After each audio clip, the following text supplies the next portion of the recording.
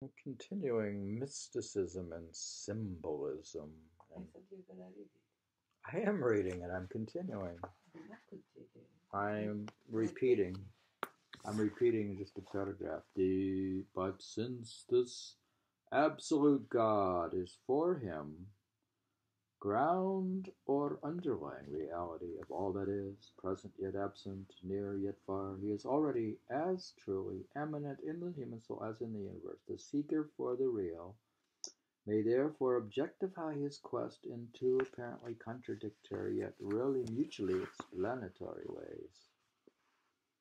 First, he may see it as an outgoing journey from the world of illusion to the real or transcendental world, a leaving of the visible for the invisible. Secondly, it may appear to him as an inward alteration, the remaking or regeneration by which his personality character is so changed as to be able to enter into communion with that frontal being which he loves and desires, is united with, and dominated by the indwelling God who is the fount of his spiritual life.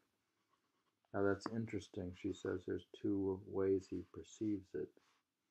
One, he leaves the visible world and just goes to the invisible. The second, he inwardly alters himself and is regenerated. You see what I mean? In the first case, the objective idea God is the pivot of his symbolism, the blazing star or magnet of the universe, which he has seen far off, and seeing has worshipped and desired. See, there he's looking way out. Okay, you don't have to say that. Yeah, but I'm very slow and don't get it. That's why I read it twice, because of my read it twice because I asked you. Because of my ignorance. In the second case, the emphasis falls on the subjective idea sanctity. You see, in that one, you have to change yourself to become more sanctified or divinized, with its accompanying consciousness of a disharmony to be abolished. The mystic way will then be described not as a journey, but as an alteration of personality. So that one, you're just changing your personality. From being a klutz. You just read it, alteration of personality. Instead of being a klutz, you become a saint. The transmuting of earthly into heavenly man, plainly. These two aspects are obverse and reverse of one whole. They represent the mighty pair of opposites, infinite and finite, God and self, which is the business of mysticism to carry up into a higher synthesis. Read again from what? They represent. They represent.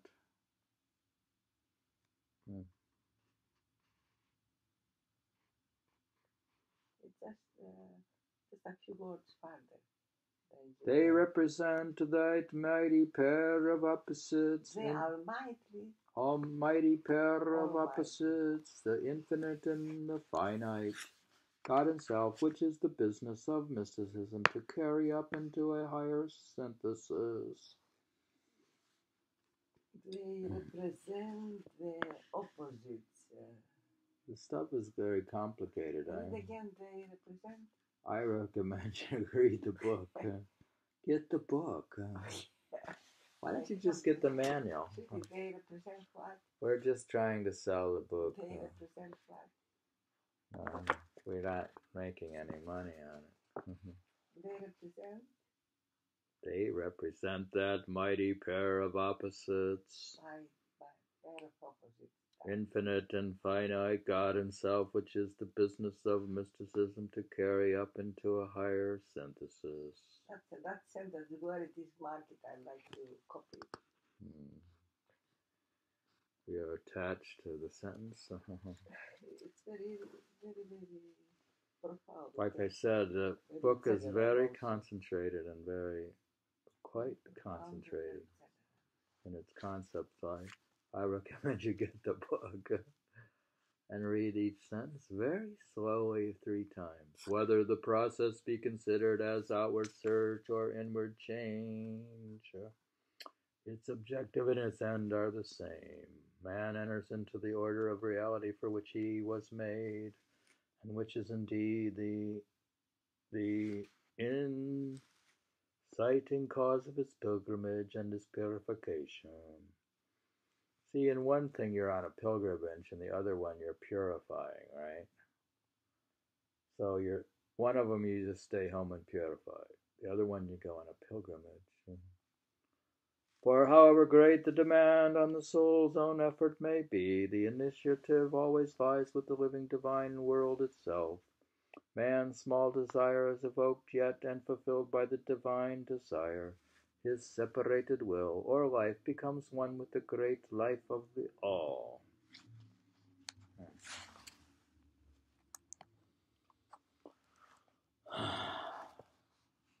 For what has been said in the last chapter, it will be clear that the symbolism of outward search and the inward change will be adopted respectively by the two groups of selves, whose experience of, quote, union with the divine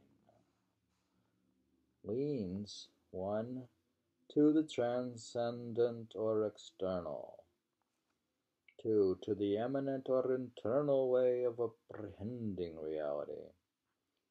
A third of immediate group of images will be necessary to express the experience of those to whom mystic feeling, the satisfaction of love, is a supreme factor in the mystic life.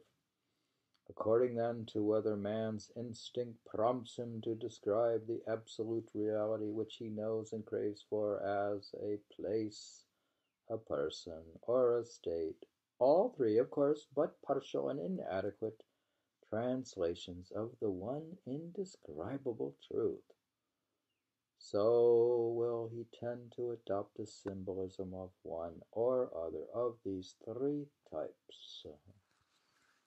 You see, if it takes 3 times to listen to it to comprehend it, you could listen to YouTube 3 times.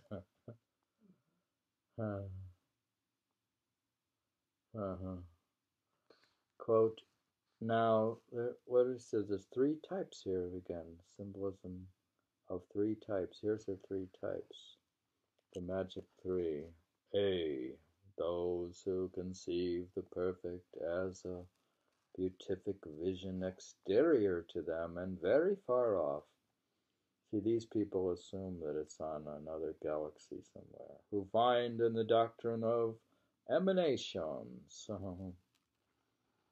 So we might think that it's way out in such Kun somewhere, something which answers to their inward experience, will feel the process of their entrance into reality to be a quest, an arduous journey from the material to the spiritual world. Do you see it as a long journey through a bunch of spiritual worlds?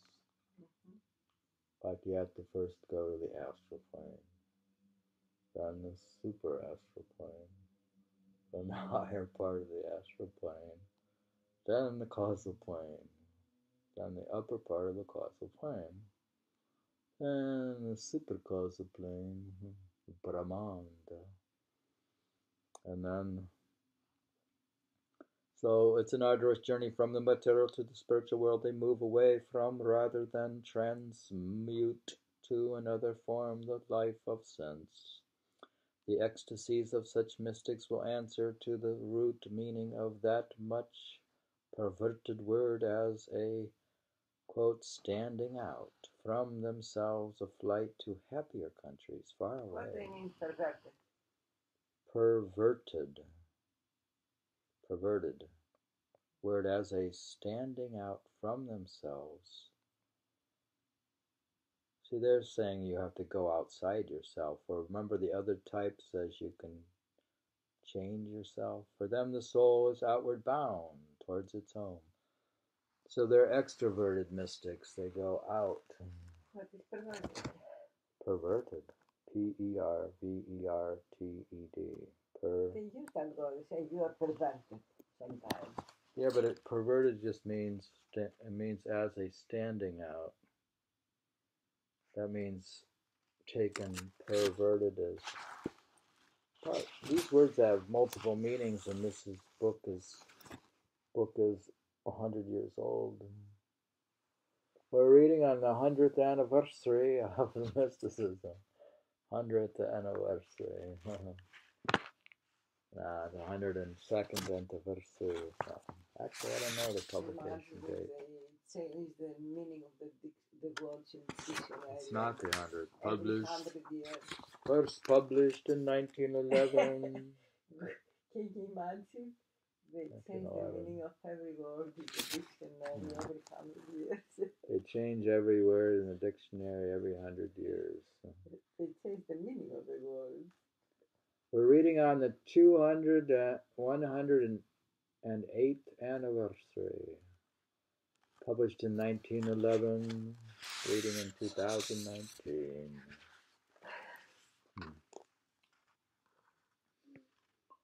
That's perverted. It's perverted. That's what they said.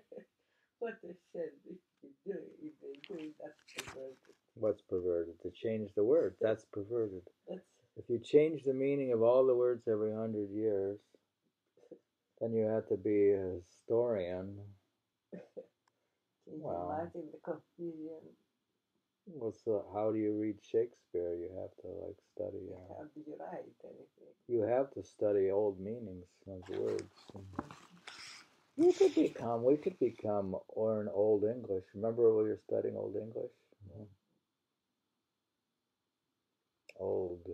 When we get old, we could study Old English. That's what we're doing. We could we could learn like Shakespeare.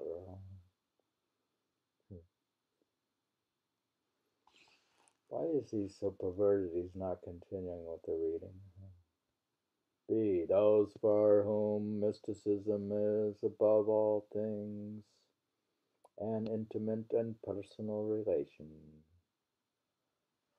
The satisfaction of a deep desire, who can say with Gertrude Moore, never was there, or can there be imagined, such a love as is between an humble soul and thee, and will fall back upon imagery drawn largely from the language of earthly passion. So now this is like Rumi or something with, you have the image of the lover. So it could be love of God, but it appears like you're in love with a woman.